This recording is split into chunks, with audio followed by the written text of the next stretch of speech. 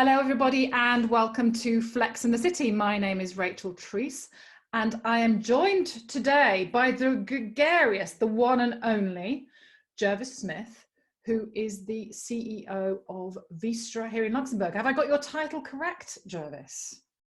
Well, I'm so new that I'm still struggling with it myself, so I'll take CEO. I think the official title is Country Managing Director. Country Managing Director. And just for our listeners, Jervis we're in the middle of the COVID-19 crisis, and Jervis is the smartest person that I've ever seen on Flex in the City anyway, never mind in the middle of the COVID-19 crisis. So thank you for joining us, Jervis. Thank you very much for having me. It's a real honour and a treat as well. Lovely to see you, Rachel. You're very welcome. So we start as always. I'd love to know a little bit more, Jervis, about you and your story, where you came from. I do know that you spent time in Hong Kong and in Luxembourg, but just love to connect the dots. Well, like any good story, it starts with once upon a time. So once upon a time, there was a small boy who grew up in the leafy suburb of London called Wimbledon, where they played tennis a lot. And when he was 6, his father, who had been a coal miner, but then changed careers to become a diplomat, and that's a story in itself, of course, but that's his story, that went to live in Paris. And his parents at that time, my parents obviously, decided that the best way of educating their children was to send them to the local French school. We were dumped into no word of French prior to that, dumped into a class with 30 French kids and left to fend for ourselves. So I think from a very early stage in this story, I became an international creature. And as the rest of this podcast unfolds, you'll realize that a lot of my passion for international exposure, international involvement comes from those very early days. So from Paris, we then went back to London. My father was then posted to Washington, DC, and then back to Paris again at the OECD. So really for the first 22 years of my life, although we were loosely based around London, it was very much an international existence, and we benefited from that as a family. But it also gave me a lot of independence because I went away to boarding school when I was about 15. And then, of course, I went to university and was away from home during that period of time as well. So again, another aspect of my personality was probably formed through that independence of make your own decisions, book your own flights back to Washington, speak to people in French, English, or even in American from time to time, and get on with it, So I think that is my story. I in terms of professional career, I always wanted to be a barrister. So I read law at Oxford because in those days you had to go to Oxford or Cambridge if you wanted to be a barrister. And then I didn't have any money when I left university because I did a year I was elected as a joke candidate to the Oxford University Students' Union sabbatical post. So for a year, I was paid to cause trouble and go on marches and rabble rouse. And at the end of that, I didn't have enough money to go to the bar. So I went into banking like somebody does the washing up in a restaurant.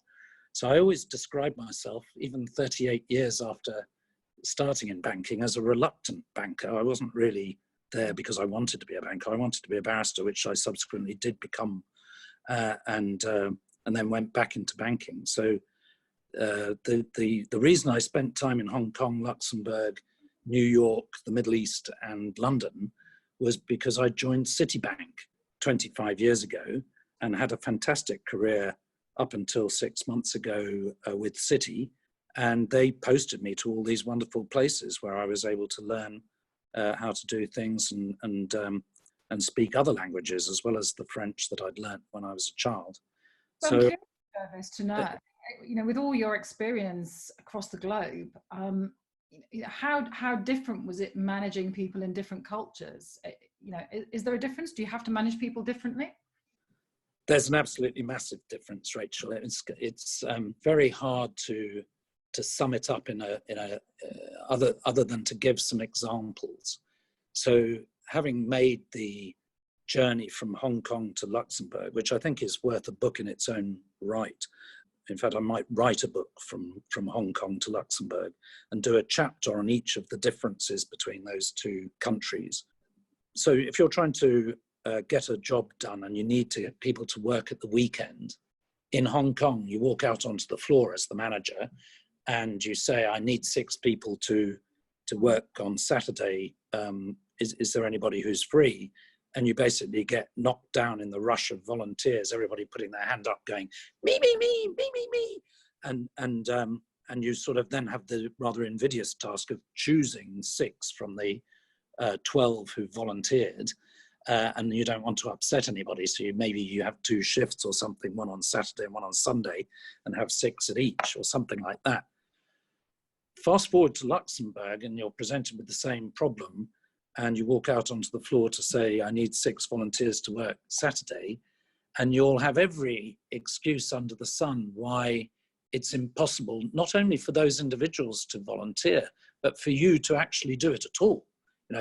No, I'm terribly sorry, we need the Ministry of Labour's authority for people to work at the weekend.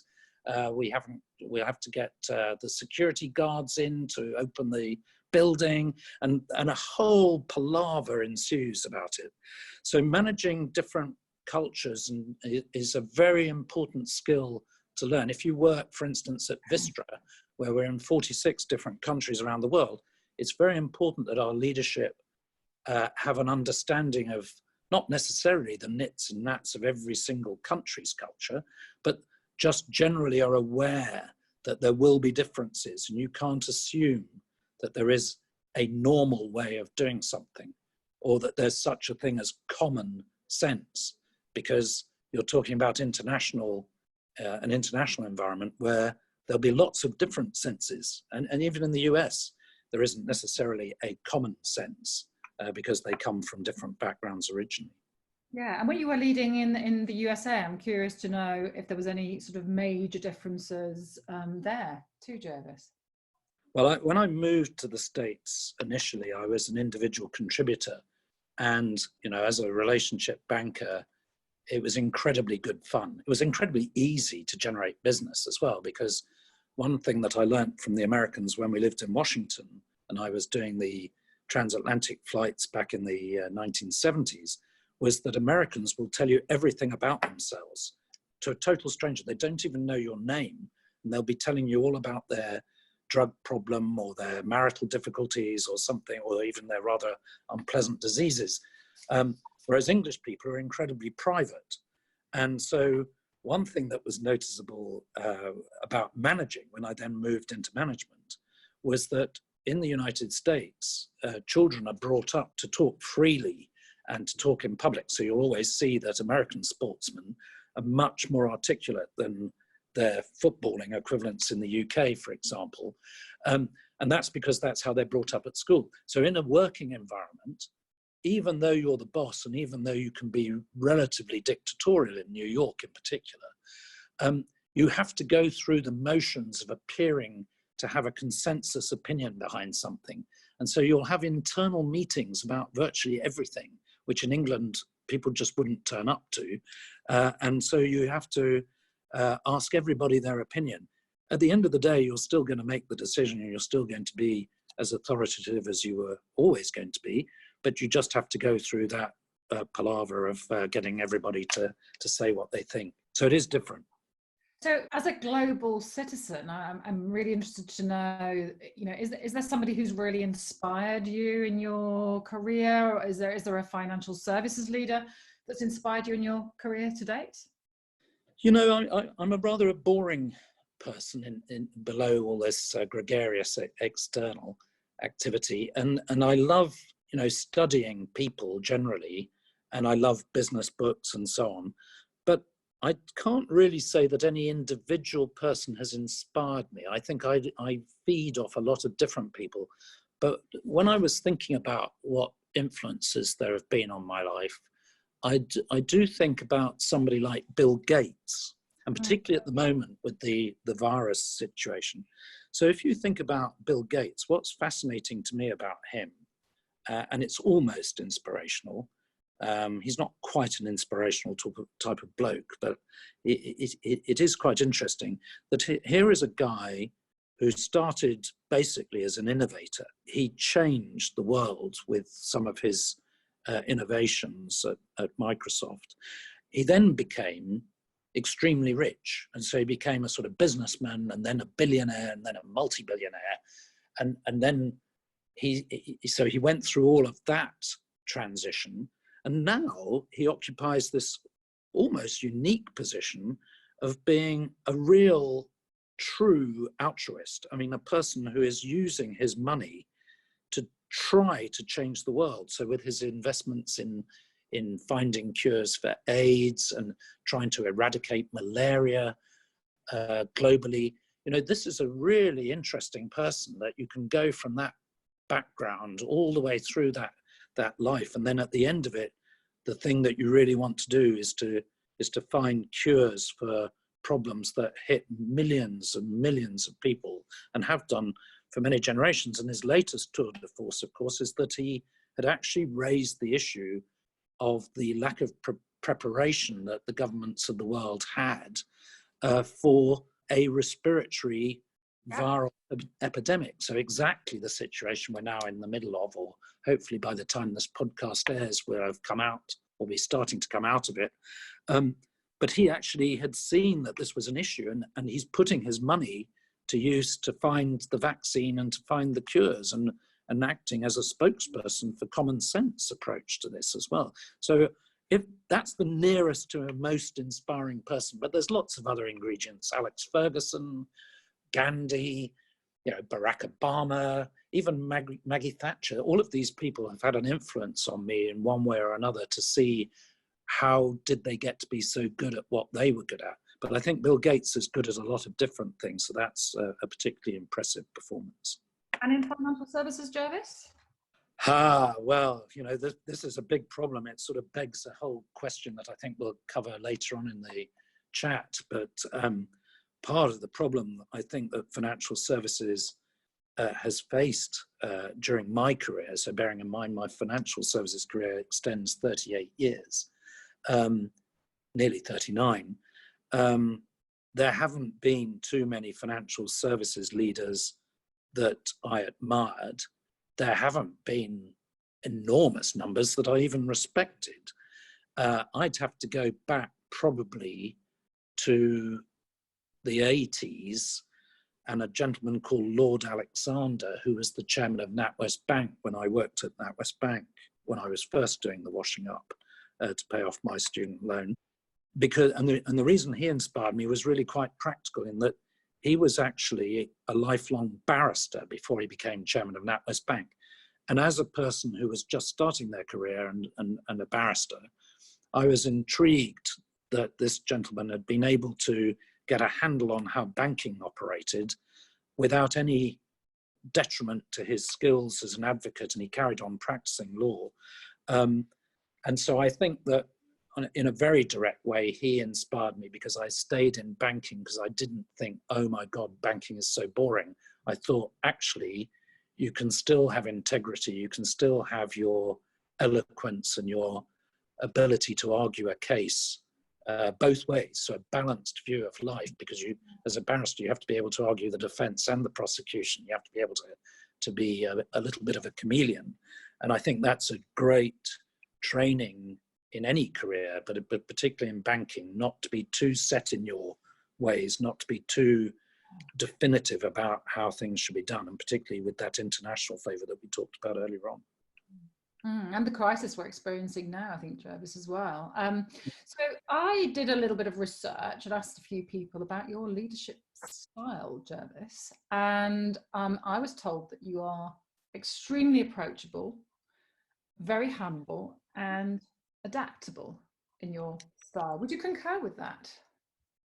Well, I'm not so sure about humble. You'd have to ask some of my rugby mates about humble and cricketing buddies. I think the story of when I took 9 wickets for 32 runs, that that story would suggest maybe that I'm not always humble, but I'd like to think that I'm approachable and adaptable. And I think in all seriousness, you know, being approachable is a very important quality in any manager or leader, for a very simple reason. And that is, as a manager, you know, you're paid to take tough decisions in tough environments like the one we've just going through at the moment. And you can only do that if you're aware of what's going on. So I have worked, sadly, for managers who, although they were pretty effective, created a culture where people were too scared to tell them bad news. And, you know, I was one of the few people who worked for them, perhaps, who was prepared to bring them bad news, not always to my career advancement. But, you know, I'd hate to be that type of person. I think you have to be close enough to people that they feel they can predict how you're going to react to any situation, particularly an unusual one or an unprecedented one, and that they have to feel comfortable and trust you. You know, it's the same way that trust is an important ingredient with clients. It's a very important ingredient with staff. And so if you're not approachable, it's hard to be trusted. And if you're not trusted, then it's hard to be successful. So I think I'd like to think I'm approachable. Adaptable, yes, probably for the reasons we talked about my upbringing. You know, adaptability is my second name, perhaps. But humble, yeah, I think the jury's out on that one.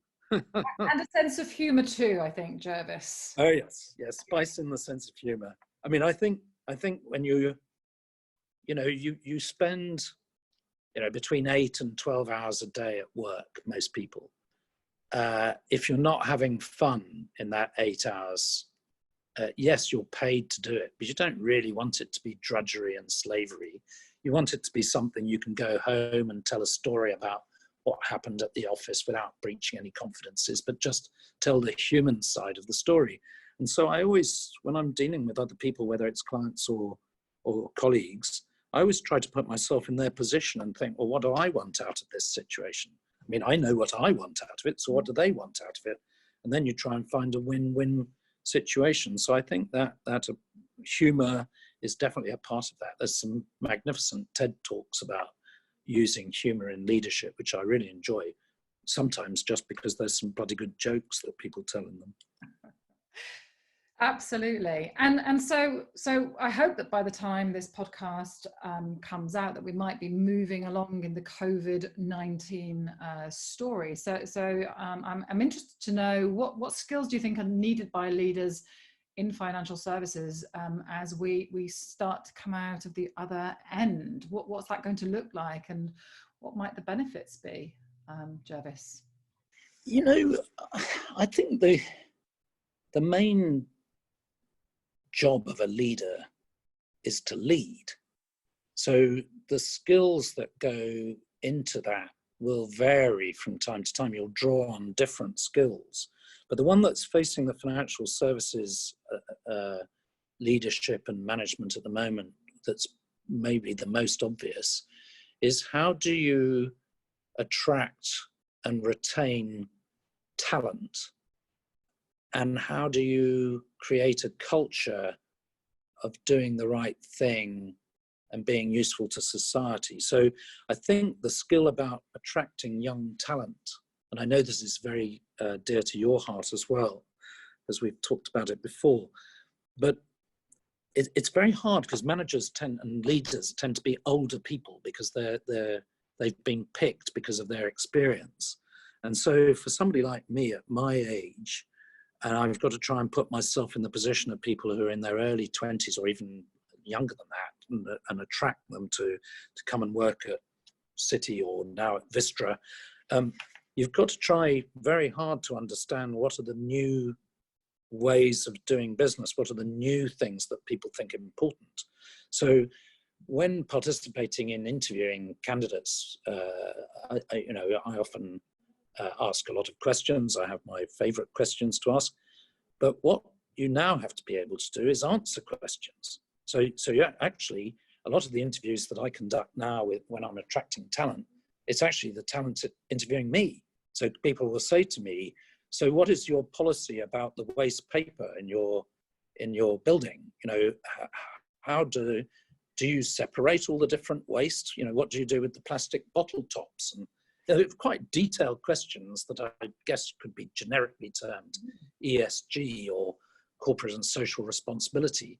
But they're real questions for these people. They're going to make a decision. Do they join us or do they join one of the competitors, based on what sort of life you're offering, what sort of experience, what sort of culture, what type of organization are you?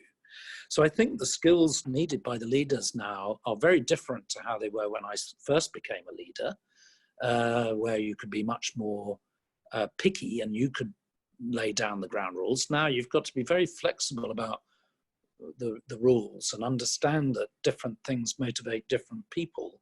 And so to get the best out of them, you've got to be more adaptable. So I think, I don't know if it answers the question about the skills. I mean, I could go on about technology and languages and thought leadership and, in the current circumstances, medical skills, but those really are detail. I think the general skill is to be adaptable and to argue your case and explain your position to people coming from very different backgrounds to your own. And that's going to be the main skill that financial services leaders need now. Absolutely. And so you're probably aware, Jervis, that on Flex in the City, we like to sort of get under the bonnet of the people who we're interviewing and find out a little bit about their hobbies and what they do outside of life in financial services. And I'm afraid the only hobby that I know that you have is singing in bars. Do you have any others? So, I mean, you know, I try to sing in bars occasionally. I like the opera. So singing has always been a part of my life. I think from when I joined the choir at school when I was about 12 or 13 all the way through to now, I've loved singing. I'm very, very passionate about sport, as my wife will tell you. You know, I'll watch The Fly Crawling Up the Wall. So one of the things about the COVID crisis that is so depressing for all of us sports fanatics is there's nothing to watch on TV. So, and we can't play any sport either. So, so sport is very important. But I love some of the more esoteric things about reading, and I love a good play. And my wife is a big cinema goer, so she's got me grudgingly to go to the cinema, and I now quite enjoy that too. But I think the common theme about all of these hobbies that I have is people. And I think that really, if I had to sum it up in one word, what my hobby is other people. I really, really enjoy being in the company of other people. And I used to have to keep it very quiet when it came to performance appraisal, and particularly bonus time, that when I was a relationship banker, I didn't really need to be paid to be motivated. I enjoyed my job so much, particularly that stint in the States that I told you about, where it was so easy to ask people questions and get them to tell you about what their line of thinking was. Yeah, I really enjoyed that part of my life. So I think when I'm not working, which of course involves a lot of activity with people, I like to mix with other people. So that's my main hobby. Very good. And so if you were to sing in a bar right now, what song would you sing, Jervis? Well, I only have a very small repertoire, as my lifelong buddies remind me, because they get bored of hearing the same songs over and over again. And they're always asking me to learn new ones. But the old favorite is the Bare Necessities, because I think it sort of captures some of my personality as well. Maybe it didn't originally, but as I've sung the song more and more, I've become more like Baloo the bear. Would you be so kind as to give our listeners a small rendition of the Bare Necessities? Oh, I can give you probably the first couple of lines. Go on then. Look for the bare necessities, the simple bare necessities. Forget about your worries and your strife. Yeah, man, I mean the bare necessities. That's why a bear can rest at ease with just the bare necessities of life. Oh, marvellous. Marvellous. So that leads me to my very, very last question. We are coming out of COVID and we'll be moving into the new normal. What are the bare necessities, Jervis, for the future of financial services? What a fantastic question. And of course, financial services covers a multitude of different things. So, having spent so many years in banking and now moving into a broader range of financial services, with Vistra, it's hard to generalize because there'll be different aspects for private equity, different aspects for real estate. The COVID crisis is going to present opportunities and threats to people's businesses. But I think beyond the crisis and even before the crisis, as I mentioned earlier on, financial services needs to be useful.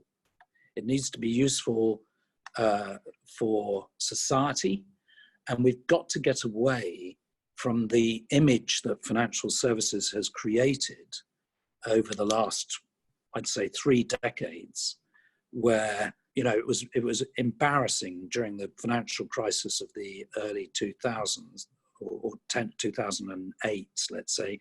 It was embarrassing to say you were a banker, whereas when I first started in banking, it was something you were proud of, like being a doctor or being a lawyer. It was a respectable profession, and that's gone away almost completely. I mean, people might be jealous of you in financial services, but they don't admire you.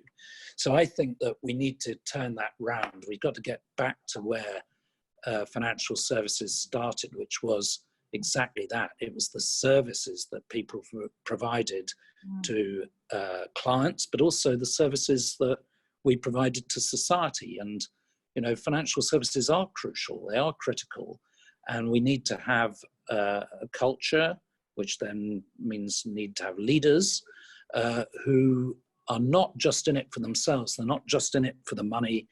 They're not just in it for their shareholders. They really understand the responsibility that being in financial services requires.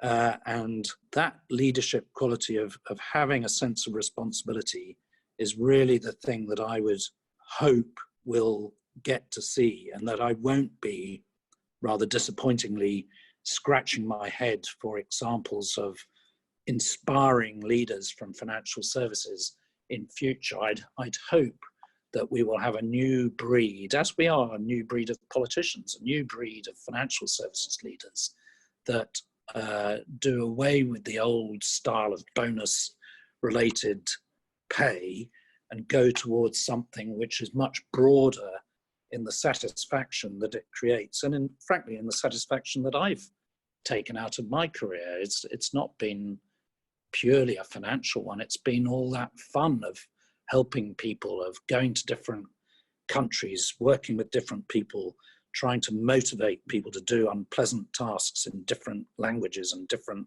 situations, dealing with the laughter, the tears, the fun, the excitement, the despair, the crises, the current problems with the COVID-19, and how do you keep a business going when everybody's working from home.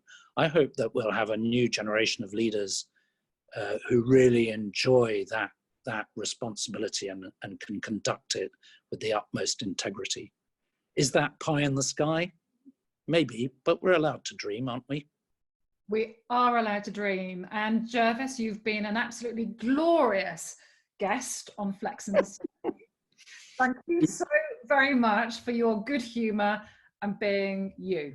Thank you so much, Jervis. Thank you, Rachel. It's great fun. And as always, you're the best. So keep it up. Keep these podcasts coming.